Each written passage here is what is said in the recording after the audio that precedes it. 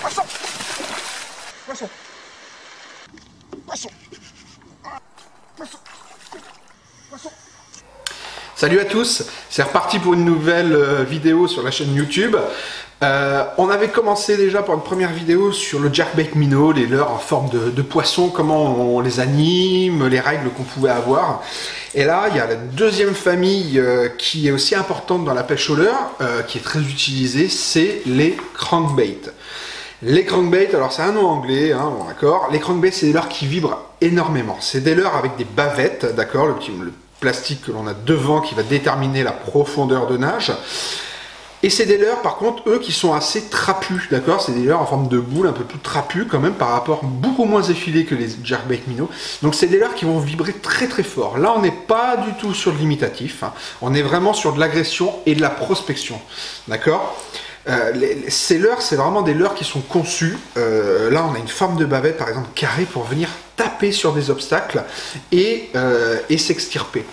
Donc, pour ça, la première animation, et pour moi la plus efficace, c'est le lancer-ramener simple. Ne vous prenez pas la tête quand on pêche au crankbait. Moi, personnellement, je ne me prends pas la tête. Je lance mon leurre, je baisse ma canne et je mouline. D'une façon régulière. Toujours d'une façon régulière, c'est important. Ça, après, plus ou moins vite, d'accord, sur l'agressivité des poissons, je vais un peu varier ma vitesse de pêche.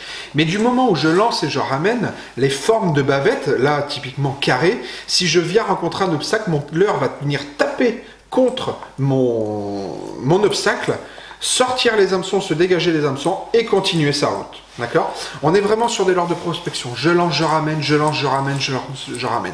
C'est le leurre typique, facile pour commencer la pêche au leurre. C'est vraiment le leurre qu'on conseille parce que c'est un des leurres les moins, on va dire, techniques, qui offre le moins de possibilités aussi, je veux dire, en termes d'animation. Moi, typiquement, un leurre comme ça, je ne l'anime jamais à la canne. Jamais, jamais, jamais. Peut-être à tort, il faudra m'expliquer. Sûrement qu'il y a d'autres personnes qui le font. Ça marche. Moi, perso, je n'ai jamais vu le meilleur résultat en faisant ça. Je lance, je ramène. Par contre, ce que je peux faire, c'est de temps en temps faire des pauses. Alors, les pauses, j'évite aussi un peu. Pourquoi? Parce que ce que je comprends, c'est des leurres qui prennent beaucoup de perches, de brochets, de black bass, ça prend du sand, ça prend un peu de tout. D'accord. Un poisson, que ça soit un brochet, que ça soit une perche, va prendre un leurre qui coule à l'arrêt, mais ne va jamais prendre un leurre qui remonte à l'arrêt. D'accord? Dans sa phase descendante, un leurre va pouvoir être attrapé. Dans sa phase montante, un leurre, moi j'ai jamais eu de touche à l'arrêt, vraiment quand le leurre remonte. D'accord? Et les crankbaits, les crankbaits en général, la plupart du temps, sont des leurres qui flottent. Pourquoi? Parce que je tape mon obstacle, je le laisse remonter et je repars derrière. D'accord? Ça, c'est assez typique des leurres dits crankbait. C'est pour ça que je fais très rarement des pauses. D'accord? Je peux faire des pauses, c'est-à-dire que je lance, je ramène. Mon leurre, je l'arrête, je le laisse remonter un petit peu et là, je reprends. C'est-à-dire que le leurre va être visualisé par le poisson. D'accord? Et derrière, il repart. Donc, c'est à un moment donné, c'est tu le prends ou tu le prends pas. C'est des leurres vraiment où je lance, je ramène et je pêche assez vite. Je suis là pour prospecter du terrain.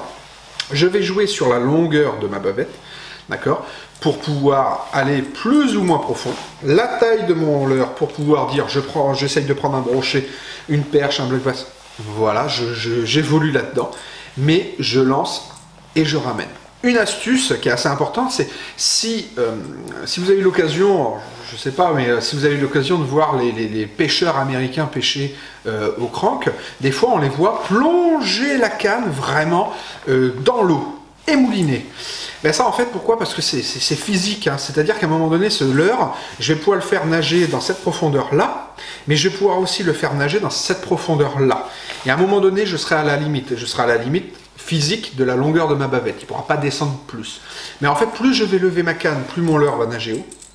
Plus je vais baisser la canne, plus mon leurre va nager profond. Et donc, si je mets encore la canne sous l'eau, mon leurre va encore nager encore plus profond. C'est voilà, pour essayer d'atteindre des profondeurs un peu plus importantes, on joue sur le positionnement de la canne en tenant la canne plus ou moins haut. D'accord? Voilà ce qu'il faut retenir dans le crank. Pour moi, c'est sa principale animation, c'est le lancer ramené ou le lancer ramené avec des pauses. Mais souvent, je fais rarement, moi, par exemple, des pauses. Ce que j'aime bien, c'est le faire taper sur des structures, des rochers, des branches, des choses comme ça.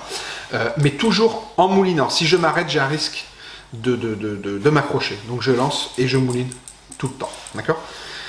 Voilà, j'espère que ça vous a été utile, cette petite vidéo. On ne se prend pas la tête, on joue sur les parties physiques du leurre pour pouvoir aller plus ou moins haut, et je monte ou je descends ma canne. Toujours, pareil que dans le jerk minnow, l'agrafe sur le devant du leurre. S'il y a un anneau brisé, je l'enlève pour mettre mon agrafe. Sinon, si je pêche sans agrafe, je mets mon fil sur mon anneau brisé, qui mon anneau brisé touche est récupéré par mon leurre. Jamais l'agrafe sur l'anneau brisé, jamais, jamais, jamais. Et personnellement, je pêche que en agrafe sur des cranks. Voilà, c'est ma façon de pêcher pour aller plus ou moins vite. Voilà, j'espère que cette vidéo vous a été utile. Si vous avez des questions, n'hésitez pas sur le crank. Sinon, allez voir les autres vidéos. Je vous conseille bien sûr de vous abonner. Ça serait hypocrite de vous dire le contraire. Mais bon, au moins c'est dit. Même si j'en fais pas ma fortune. Prochaine vidéo, ça sera sur le lipless. Alors là, c'est encore un autre sujet. Là, ça ouvre encore plus de possibilités que le crankbait et que le jerk. Mais ça, on voit ça dans la prochaine vidéo. Et je vous dis à bientôt. Et puis, gardez la patate. Et puis, à bientôt. J'espère au bord de l'eau pour l'instant. C'est à la maison. Bonne journée.